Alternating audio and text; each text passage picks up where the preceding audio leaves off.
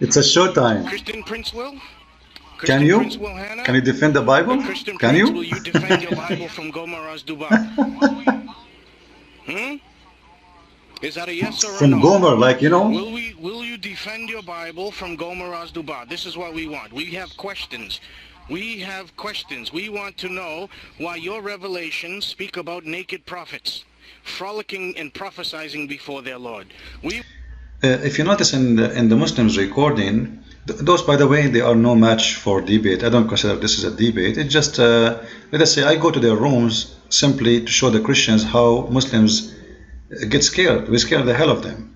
And this is why when a Muslim, they see us coming, right away they start asking questions because they are afraid I'm going to ask a question. So the best way is to stop us from asking questions is right away to throw a question at us.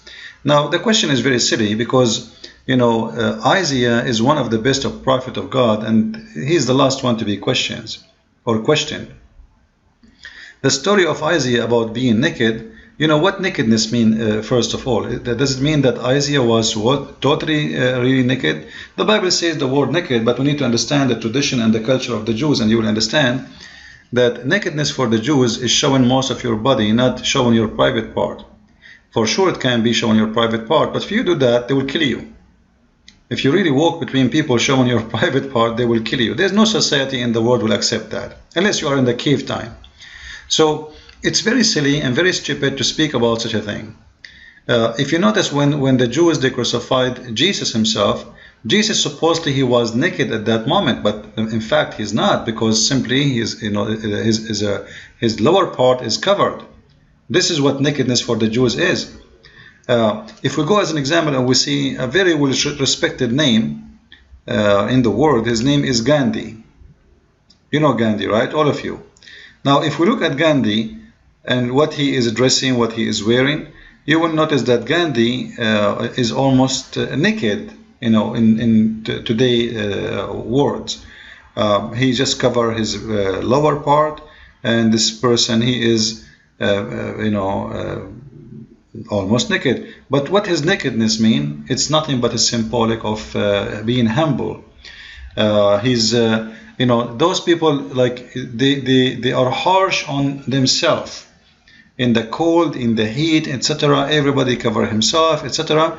Those people, even their body is weak, their body is not really that strong, and yet they are very humble and they wear almost nothing. But not because he is filthy and showing his private parts. So the accusation is filthy. However, as long the Muslims, they are really against nakedness, I have a story for them, and I think most of you who follow my videos and read my books, you know already about the story of Moses. Now the story of Moses in the Quran is one of the unique stories Muhammad he came with. According to chapter 33 verse number 69, you can read the story with me here. According to the story, a bunch of Jews accused Moses that he have inflammation in his testicles, and for sure, according to the story, that accusation was a false accusation, and the testicles of Moses are very beautiful. So Allah he decide to prove that Moses he have no such inflammation.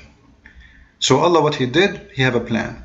Now I'm going to go and read the whole story from the hadith. Hadith mean the words of Muhammad, because that in the hadith it's more coming with more details from the mouth of Muhammad himself. Here it's just the Quran, in Arabic. It's a plain words, doesn't come with really much details, but the hadith explain it more. The Quran say, يا أيها الذين آمنوا لا تكونوا كالذين آذوا موسى فبرأه الله مما قالوا وكان عند الله وجيها.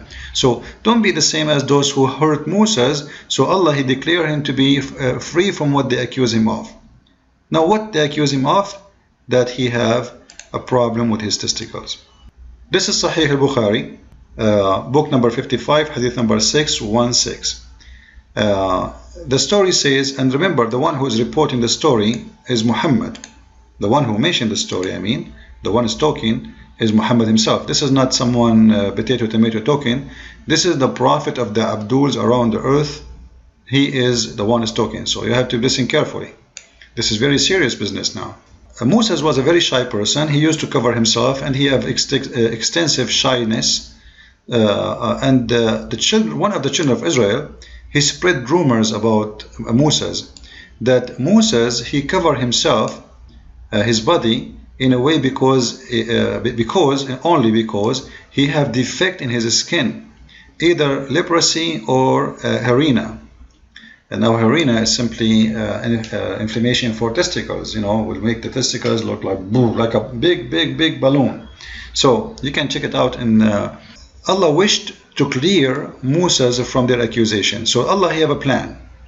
Now I want you guys to sit and listen carefully for this story, because we are going to analyze the story, not only to tell you the story. Please sit down and listen carefully, and let us close your eyes and imagine what's happening. One day, Moses was far away from people, like in the side of a lake or something. He took off his clothes and he put them on a stone.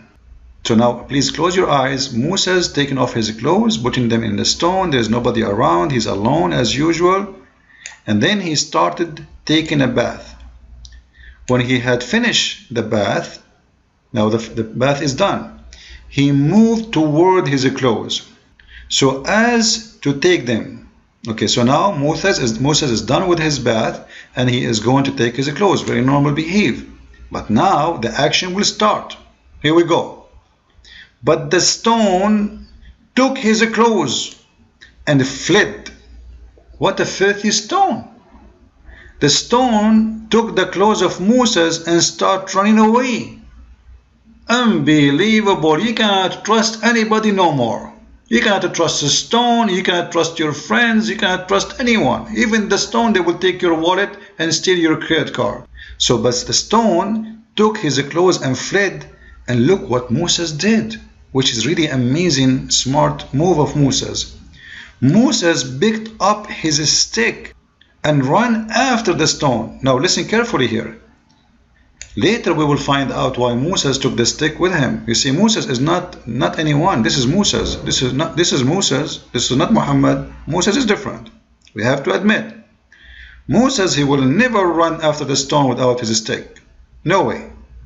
So he picked up his stick and ran after the stone.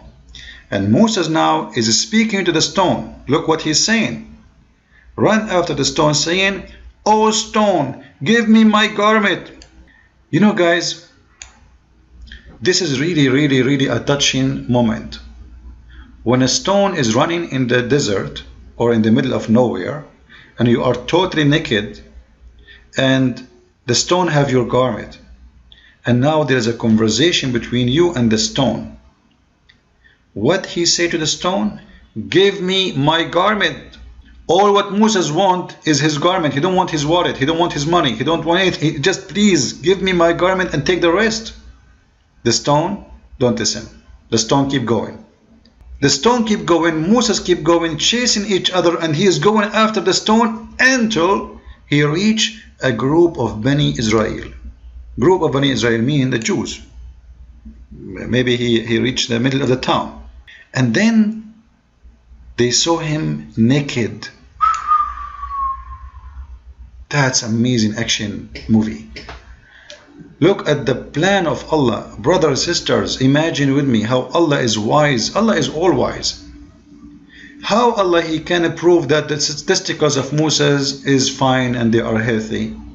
He cannot ask Moses to go in the front of the Jews and flush his testicles. He cannot do that. Moses will never do that. Allah come with different plan. The plan is, wait, Moses is going to take his shower as usual. He will take a bath.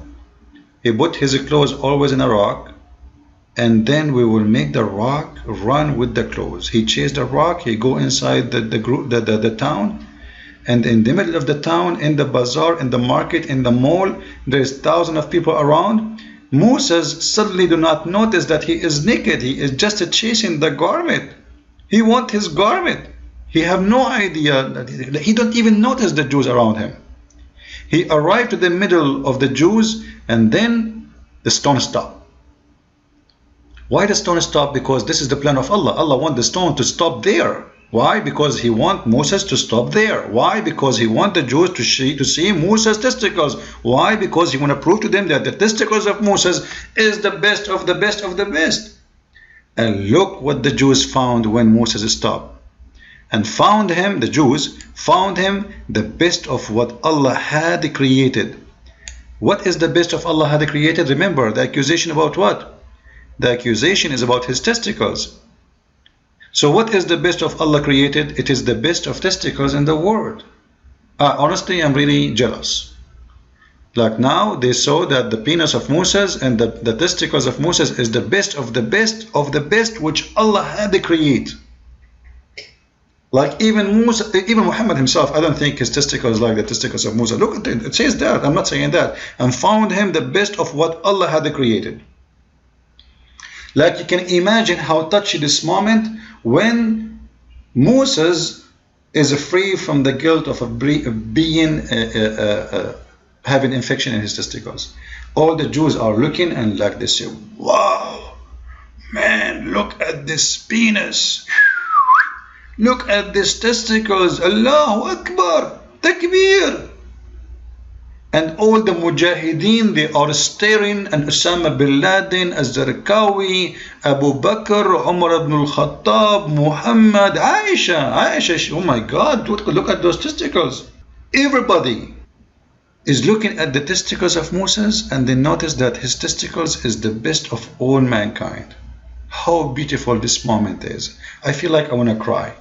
I want to cry because how come Allah did not give me this, I want to have what Moses had. Like, come on, this is not fair. Anyway, we will discuss that in different video. And Allah cleared him from what they had accused him of. You see the amazing intelligence plan of Allah? Like this is, come on, who can do such a plan except Allah? Like, come on, just be honest with me. Who can do a plan like this? Anyone in the world. Like, have you ever heard about any religion? Any God in the world, he come with such a plan? No way. That's impossible. That is a very clear proof and sign that Allah must be the true God. Look, first, here there is suspense in the story. And the story has actions, and the story have good guys and bad guys, and the story involves a stone running, and Moses is chasing the stone, and Moses is not asking even why the stone is running. It's something normal for him. It looked like at that time stones used to run always. Like, actually once I was jogging in the park, and there is a stone was running with me. She told me good morning. I said good morning. I asked her, where are you from? She said, I am from the Stone Age. Yeah, but it's true story, brother. You can find it in Sahih Bukhari. Now, but the story is not over yet. When the stone stopped, Moses took put his garment on. Look how respectful Moses is. Even though he is so angry from the stone, no. First, he put his clothes on. And then, look what he did. He started hitting the stone with his stick. He's so angry. But the poor stone has no idea why he is beating her. It's Allah who made the stone run. Anyway, and Muhammad here, he swear by Allah, he says, by Allah, the stone still has some tracks of the hitting. 3, 4, 5 of marks. Muhammad is not sure. Muhammad is an honest man. You see, Muhammad didn't say 3 or 4 or 5 because he's not sure. You see, Allah, he told him the whole story, but Allah is not sure about it's 3 or 4 or 5. The rest of the story he is sure. But how many hits? Muhammad is not sure because Allah told him, I'm not sure it is 2 or 3 or 4. Like, come on, Abdul, that is madness. Shame on you, Muhammad. Shame on your lies. Fairy tale maker, Allah is the best. Thank you.